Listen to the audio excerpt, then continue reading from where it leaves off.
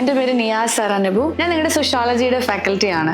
So it is a dream for every students to study in a central university. ഒരു central യൂണിവേഴ്സിറ്റിയിൽ പഠിക്കുക എന്നുള്ളത് എല്ലാ സ്റ്റുഡൻസിൻ്റെയും ഒരു ഡ്രീമാണ്. എന്നാൽ വളരെ കുറച്ച് ആൾക്കാർ മാത്രമേ അത് അച്ചീവ് ചെയ്യാറുള്ളൂ. സോ ഈ വീഡിയോയിൽ ഞാൻ വന്നിട്ടുള്ളത് എങ്ങനെയാണ് സെൻട്രൽ യൂണിവേഴ്സിറ്റി പഠിക്കാൻ നിങ്ങൾക്ക് അതിനുള്ള ടിപ്സും ട്രിക്സും ഒന്നും പറയാൻ വേണ്ടിയിട്ടല്ല.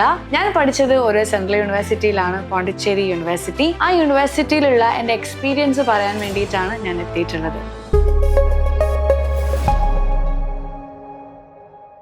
2018 ഞാൻ സെൻട്രൽ യൂണിവേഴ്സിറ്റി ജോയിൻ ചെയ്തിട്ടുള്ളത്. ആ സമയത്ത് ഒരു സെൻട്രൽ യൂണിവേഴ്സിറ്റി എന്താണെന്നൊന്നും എനിക്ക് കൃത്യമായിട്ട് അറിയില്ലായിരുന്നു. സോ അക്കാഡമിക്സിൽ നല്ല ടോപ്പ് ആയിട്ടുള്ളൊരു യൂണിവേഴ്സിറ്റിയാണ്. പഠിച്ചാൽ റാങ്ക് ഒക്കെ ഉണ്ട്, അപ്പൊ കൃത്യമായിട്ട് അവിടെ പഠിക്കാം എന്നുള്ള രീതിയിലാണ് ഞാൻ അവിടെ എത്തിച്ചേരുന്നത്. സോ 2018 ഞാൻ ജോയിൻ ചെയ്തു. ഞാൻ ജോയിൻ ചെയ്തത് ഇന്റഗ്രേറ്റഡ് MA സോഷ്യോളജി എന്ന് പറഞ്ഞ സ്ട്രീമിനാണ്.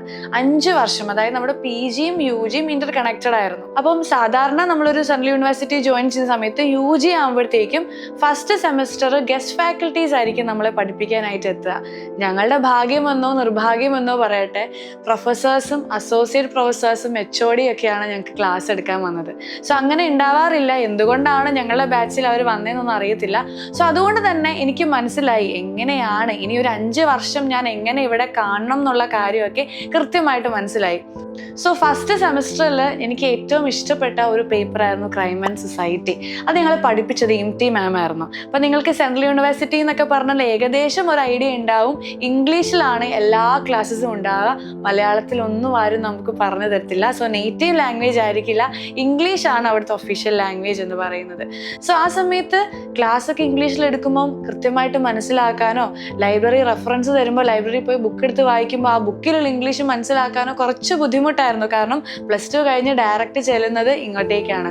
സോ ഒരു വർഷം കഴിഞ്ഞപ്പോഴത്തേക്കും ഞങ്ങൾ എക്സ്പേർട്ട് ആയിട്ട് മാറി. അവർ കൃത്യമായിട്ട് പറയുന്ന കാര്യങ്ങളൊക്കെ മനസ്സിലാക്കാനും നല്ല അടിപൊളിയായിട്ട് പഠിക്കാനും ഞങ്ങൾ സ്റ്റാർട്ട് ചെയ്തു.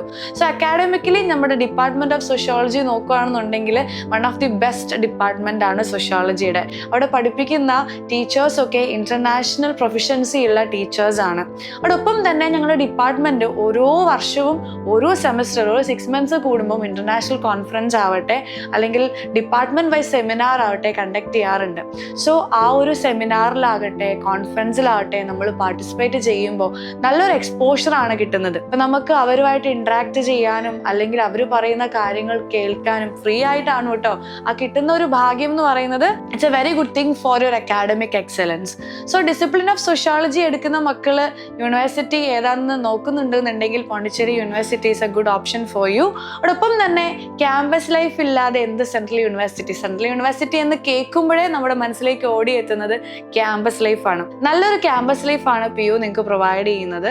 ക്യാമ്പസ് ലൈഫ് എന്ന് പറയുമ്പോൾ കൾച്ചറൽ ഇവന്റ്സ് ആവട്ടെ, സ്പോർട്സ് ആകട്ടെ, എല്ലാത്തിലും എക്സലന്റ് ആയിട്ട് നിൽക്കുന്ന ഒരു യൂണിവേഴ്സിറ്റി തന്നെയാണ്. നമ്മൾ തന്നെയാണ് പ്രോഗ്രാംസ് ഓർഗനൈസ് ചെയ്യുന്നത്. അതാണ് ഏറ്റവും വലിയൊരു പോയിന്റ്.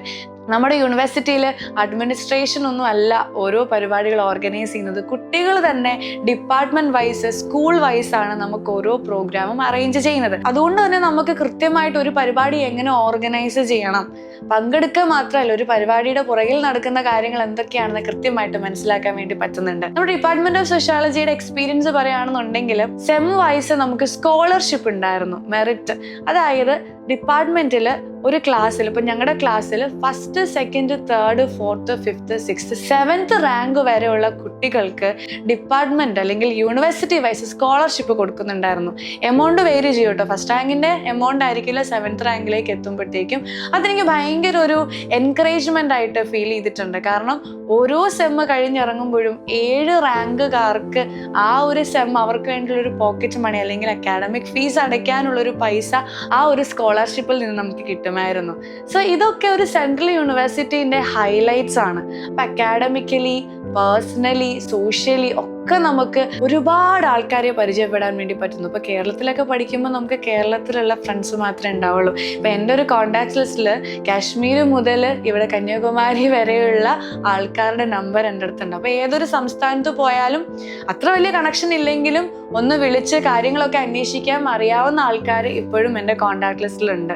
സോ ഇത്രയും കാര്യങ്ങൾ നമുക്കൊരു സെൻട്രൽ യൂണിവേഴ്സിറ്റിയിൽ നിന്ന് എന്ത് ചെയ്യാൻ പറ്റുന്നുണ്ട്, അബ്സോർവ് ചെയ്യാൻ പറ്റുന്നുണ്ട്. അപ്പോൾ നമ്മുടെ ഇംഗ്ലീഷ്, ഇപ്പം ഞാനൊരു +2 കഴിഞ്ഞ് ജോയിൻ ചെയ്യുന്ന സമയത്ത് എൻ്റെ ഇംഗ്ലീഷ് ഒന്നും അത്ര അടിപൊളിയൊന്നും ആയിരുന്നില്ല. ഞാനും ഭയങ്കര കൺസേൺഡ് ആയിരുന്നു. എങ്ങനെ ആൾക്കാർ ജഡ്ജ് ചെയ്യുമോ, സംസാരിക്കുമ്പോൾ എന്താ ചെയ്യണമെന്നൊന്നും അറിയില്ലായിരുന്നു.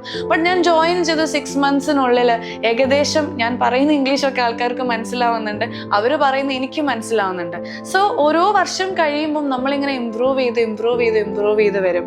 യൂണിവേഴ്സിറ്റി ലൈബ്രറിയെ പറ്റി പറയുകയാണെന്നുണ്ടെങ്കിൽ വാസ്റ്റ് കളക്ഷൻ ഉണ്ട്. നമുക്ക് ഇഷ്ടം പോലെ ബുക്സും ഈ റിസോഴ്സസും ലൈബ്രറിയിൽ അവൈലബിൾ ആണ്. അതോടൊപ്പം തന്നെ RFID എനേബിൾഡ് ആണ് നമ്മുടെ ലൈബ്രറി. ഇനി പറയാനായിട്ടുള്ള അടുത്ത ഹൈലൈറ്റ് എന്ന് പറയുന്നത് നമ്മുടെ റീഡിംഗ് റൂമാണ്. റീഡിംഗ് റൂം 24 hours ആണ്. നിങ്ങൾക്ക് ഏത് സമയത്ത് പഠിക്കണമെങ്കിലും റീഡിംഗ് റൂം നിങ്ങൾക്ക് അവിടെ അവൈലബിൾ ആയിട്ടുണ്ടാകും. ആൻഡ് റീഡിംഗ് റൂമിൽ നമുക്ക് വൈഫൈ ഉണ്ട്. നിങ്ങളുടെ ഹോസ്റ്റലിൽ നിങ്ങൾക്ക് വൈഫൈ ഉണ്ട്, ഡിപ്പാർട്ട്മെന്റിൽ വൈഫൈ ഉണ്ട്. അതോടൊപ്പം തന്നെ ലൈബ്രറിയിലാകട്ടെ റീഡിംഗ് റൂമിലാവട്ടെ വൈഫൈ നിങ്ങൾക്ക് അവൈലബിൾ ആയിട്ടുണ്ടാകും. സോ ഇത്രയേറെ കാര്യങ്ങൾ, ഇത് ഞാൻ വളരെ കുറച്ച് കാര്യങ്ങളെ പറഞ്ഞിട്ടുള്ളൂ. എൻ്റെ 5 വർഷത്തെ എക്സ്പീരിയൻസ് ആണ് ഞാൻ ജസ്റ്റ് ഒരു 5 minutes നിങ്ങളോട് പറയുന്നത്. ഇതിനോടപ്പുറം തന്നെ ഒരുപാട് എക്സ്പോഷർ കിട്ടുന്ന ഒരു സ്ഥലമാണ് ഓരോ സെൻട്രൽ യൂണിവേഴ്സിറ്റികളും. സോ നിങ്ങളെല്ലാവരും സെൻട്രൽ യൂണിവേഴ്സിറ്റീൻ്റെ ഡ്രീം അച്ചീവ് ചെയ്യാനായിട്ട് നോക്കിയിരിക്കുന്ന അല്ലെങ്കിൽ അതിന് വേണ്ടിയിട്ട് പരിശ്രമിക്കുന്ന മക്കളാണ്. അടിപൊളിയായിട്ട് പഠിക്കുക, ഇതേപോലെ നല്ല സെൻട്രൽ യൂണിവേഴ്സിറ്റിയിൽ ജോയിൻ ചെയ്യുക. അടിപൊളി ഭാവി നിങ്ങൾക്ക് ഉണ്ടാവട്ടെ. All the best.